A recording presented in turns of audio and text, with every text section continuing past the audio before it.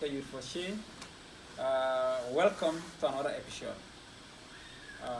Today I have a very important guest here with me, who is a colleague, friend, and we've been teaching together for some years. I think for 4 years we have been in the same school.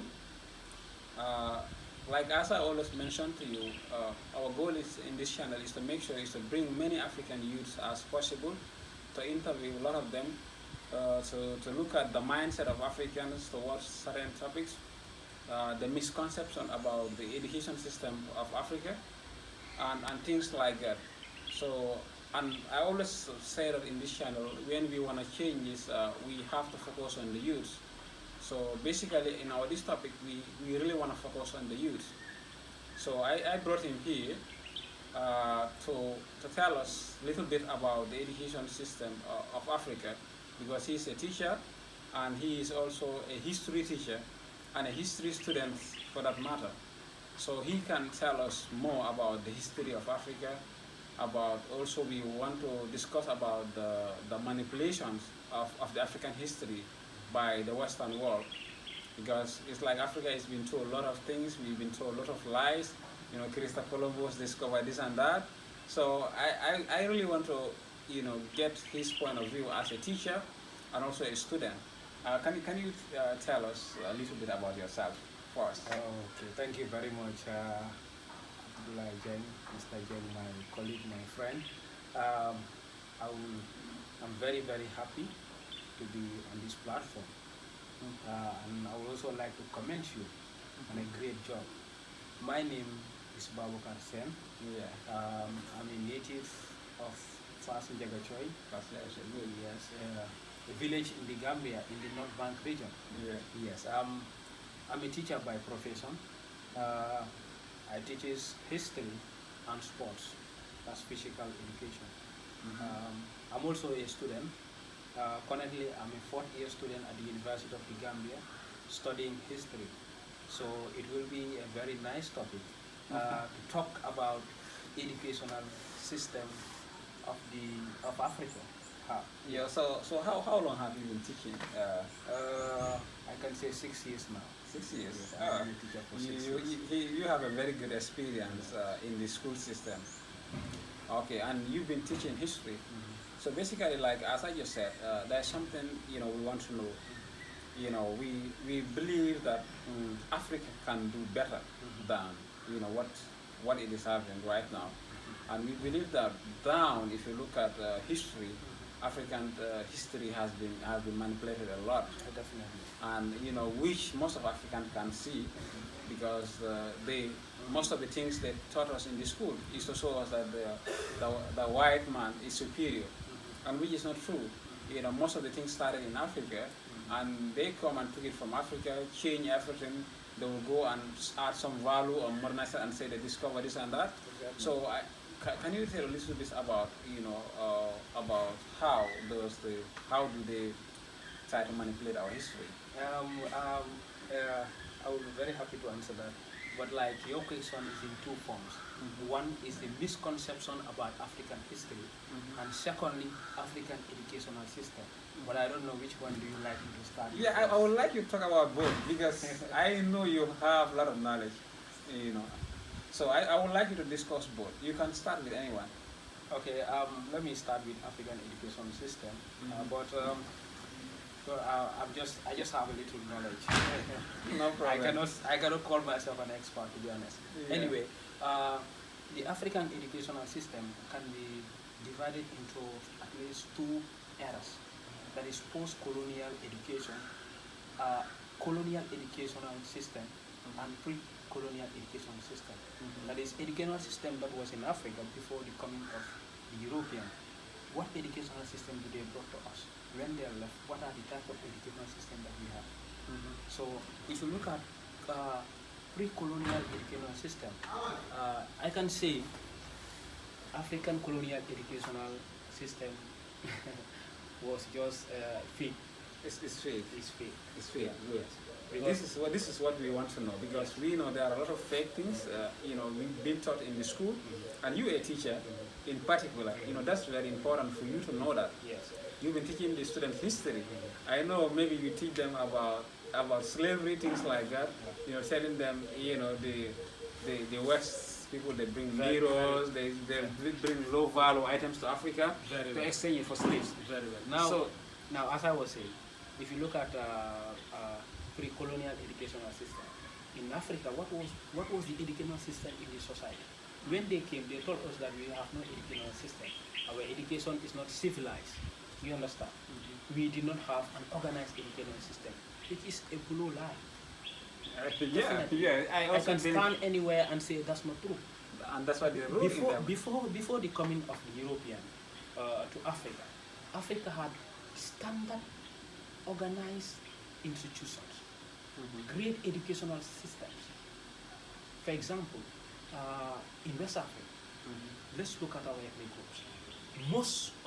We have a caste system, and that caste system is a form of education system, because members of a particular caste were specialized on a particular occupation. For example, in every caste system there were fishermen, there were traders, there were farmers, there were smiths, either gold or blacksmith. And the way they transformed the education from generation to generation was from father to son. And then, not only that, this educational system was highly specialized. Today, people are advocating for specialization. And that education system was very specialized. And then you look at the interdependence. The fishermen will go to sea, fish, bring that fish. That fish is what they will exchange for other goods. Let's say the farming tool, the tools of the farmer, in case they want to farm. And those are the tools that the trader will use to go and sell. And like everybody depend on one another. It was like a division of labor. So can you tell me now there was no education system before the coming of the Europeans? Yes, this is what I also try to I make a little bit research about the education system. I cannot call it a system, because this word system only come after they came to Africa, because an organized form of an education, which they call it, as they call it, it only comes to Africa when they came. And then, when I was trying to look at history, since how they use some of the, let's say, the missionaries in order to bring education into Africa. They were saying that, okay, we want to bring Christianity to Africa, but they brought it along, with the education system. Even in the Gambia, you can see we have a lot of missionary schools. What can you tell me about? Were they more interested in their religious, to spread their religious, or they were interested to educate the Africans? Okay, to cut it short, to cut a long story short, Christian missionaries' educational system was only to implement colonialism. Really? Yes. Because when colonial masters came after slave trade, they came back to Africa. They need our raw materials. They need Africa for markets. Now, how can they do that? How can they benefit twice from the Africans? It's by controlling them. It's by controlling. They came, we resisted. Yes.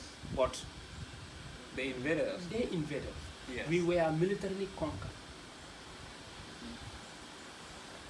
After the conquest of Africa, now the colonial masters invited Christian missionaries. For example, in the Gambia, the governors of that time invited Christian missionaries.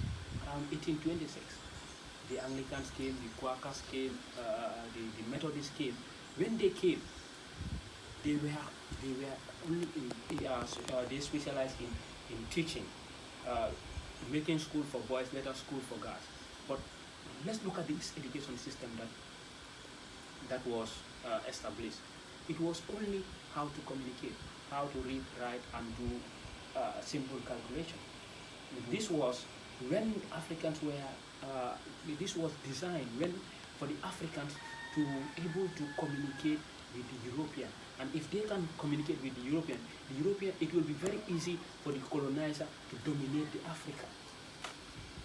Okay, so they were not interested to develop Africa. No. That's what you mean? Yes. They were not interested to educate the African. No.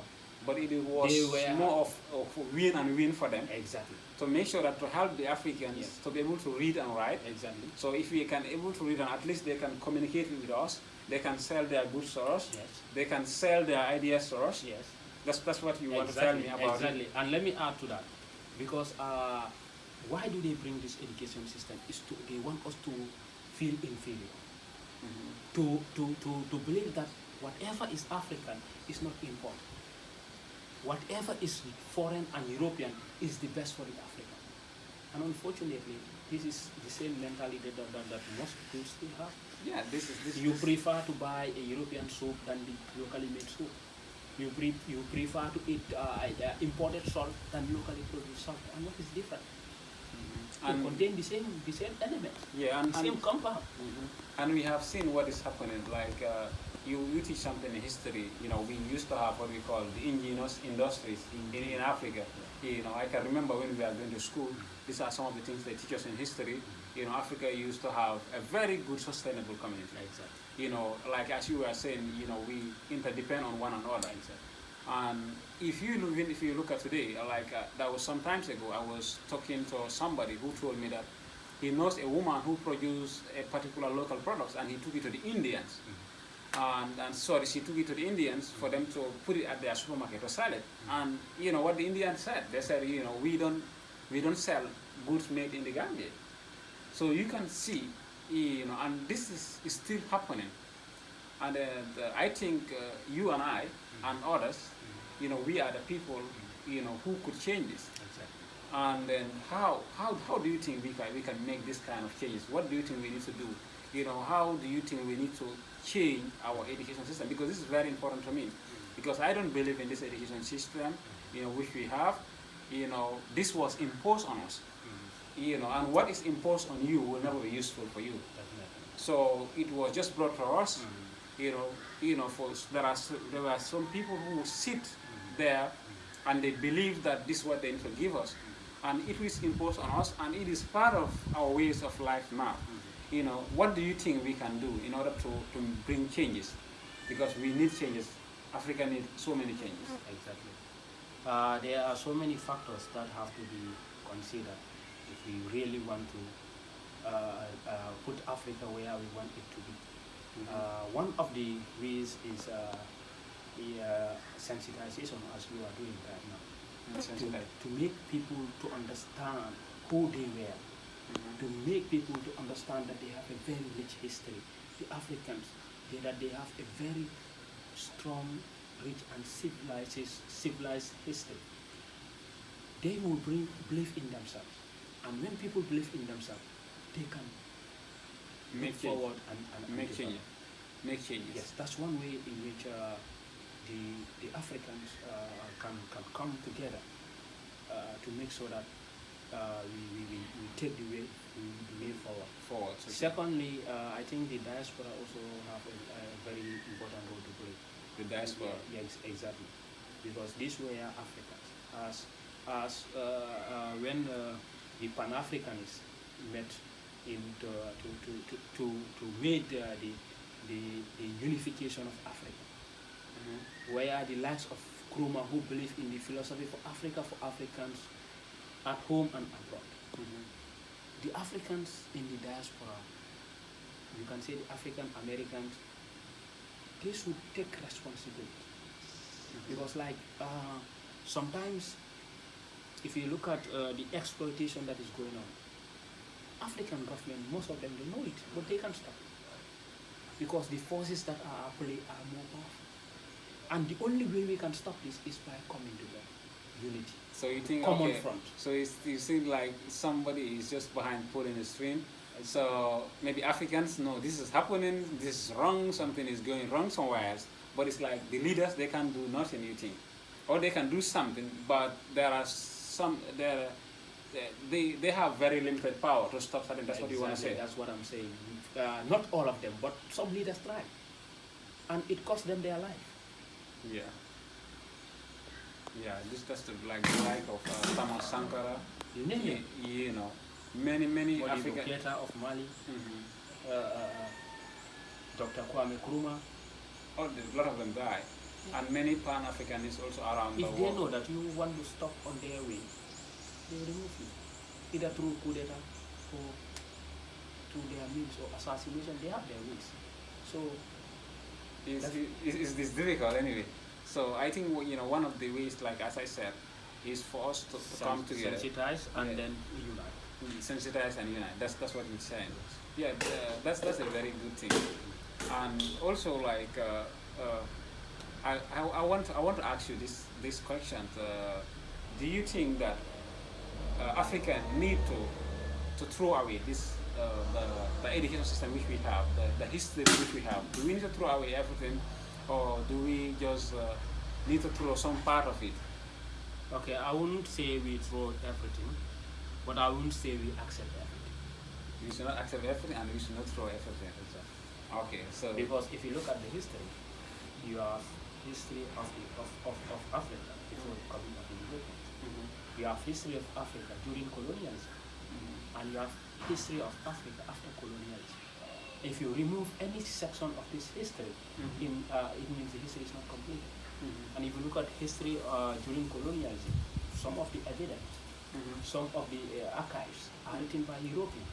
And if you want to remove all that, then you might not even have reliable sources to back Yeah, up but your argument. this Now, is what I mean by we should not believe everything is that there's a lot of misconception.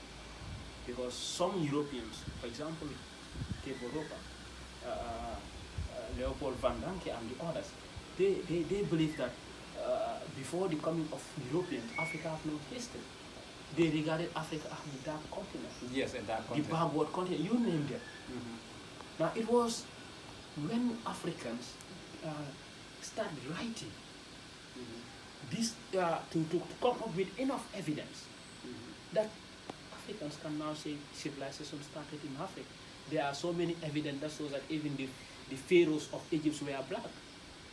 Read Sir Antajo's book. Yeah, The pharaohs of Egypt were black. they were black. Scientists have now proved that life started in Africa. Yes, all that is been proved. Civilization started in Africa. Of Then why should we believe that Africa has no history?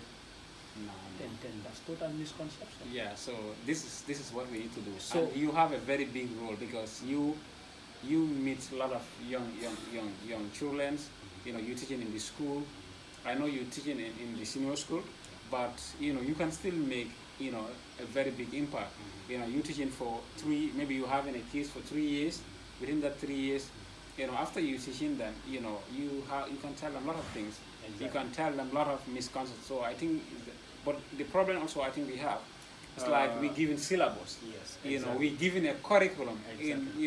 in which we should teach, and this is I will where the not problem. cut you. As you rightly said, we have a syllabus, Yeah. and we are instructed to follow the syllabus for what examination purpose. At the end of the day, so that our student will do well. But whether is the syllabus best? Is this the best syllabus that is designed? Is it well organized? These are all questions that we need to answer ourselves.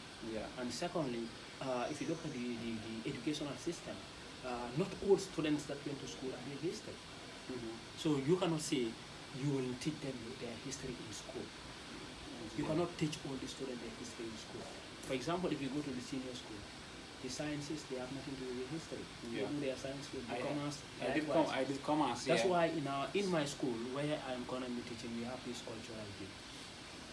Okay, Cultural day is a day that we dedicate for our culture. And annually, it's an annual event that we organize. We ask students to go and find out about culture in their various ethnic groups. What is their origin? How do they come? And then we normally also involve in cultural dance, because dance is part of our history. We cannot divorce our dance from our culture. Yeah, this is. And not only that, we also have a quiz based on culture, based on Pan-Africanism, based on struggle for independence, and so on. At the end of the day, there is a winner. Yeah. Now we are thinking of going to a bigger scale by inviting other schools. That is our next step. Okay. So it means we are not only teaching and make sure we stop there, but we want to go further to know the African, to make the African to know who he or she is, so that African will be mentally liberated. That's a very good. That's a very good project. I would like to take part in those kind of projects. You are welcome. So, yes, that's a very good thing. And then the other thing also, like I think also where the problems come. You know, I was a teacher. You know, we've been teaching in the same school. That's right. You know, sometimes I think some of the people at the top level of education in Africa, it's like they are not aware of what is happening. But it's like, you know, we don't just want to make changes. And even if you look at also like the syllabus, the way it has been structured, like you can see English and maths is considered to be more important than other subjects. Like you were mentioning dance, for example. You know, dance is very important. You know, maybe a student may not be gifted in mathematics or English, but they can still be good at dance, and they can earn their living through that. And the other thing also is like, you know, we have seen, you know, in the school system, if you are not good in maths and English, you know, it's like you are a bad student. And English language is only In fact, let me not cut you. For you to get admission to college and university, the requirement is mathematics and English. Look at that. They will ask you a number of credits, including maths and English. So it means which doesn't make sense. You have to put more emphasis on maths and English. Why can't we start teaching our local languages in school? This is what you see. Why can't we start teaching dance in our schools? Why can't we start teaching music in our schools? Why can't we continue? In fact, we teach arts in a better way. Why can't we teach agriculture in a better way in our schools? But if you look at the educational system currently, I so sad. Yeah, it's Many people will finish school, and those that cannot go to college and university, they start from zero. They start from zero. What I mean is, that is the time, at the end of 12 years of schooling, that's the time they start to learn a skill. That's very bad. The skill training should be part of the syllabus. In every school, there should be metal work, woodwork, auto mechanic, we name them. But this is not part of our education system. They're not teaching it. And the other thing also, what you and I know, you know, we have punished many students of speaking their local language in the schools. You punish them, I punish them. You know, we give them what they call symbols, you know, for them to wear, you know, when they speak Fula or Mandinka or Wolof, you know, their native language, they are not allowed to speak it at the school. Because, and what I see in this school, like English language is only the language of instruction, and which is very bad. You know, today, you know, we should be able to speak Wolof, speak Mandinka, speak Fula. You know, we can even explain to the students in Mandinka and Wolof. They can learn better in that way. I agree with you on that point, because it is time now we start teaching our people in our own language. In our own language, yes. Yes. The mathematics that we are teaching in school, why can't we teach it in our language? The science, there the student will have a clear picture, a better understanding of what he or she is. This is what example I have been taught a lot of things in science and maths. I can understand. Our syllabus have to be revisited and revitalized. Yeah. To suit the real purpose of the African. That's a good thing. So, Mr. Sen, yes. I'm very glad that you come to our platform, and I'm also very happy for our camera lady. I can call her a camera lady.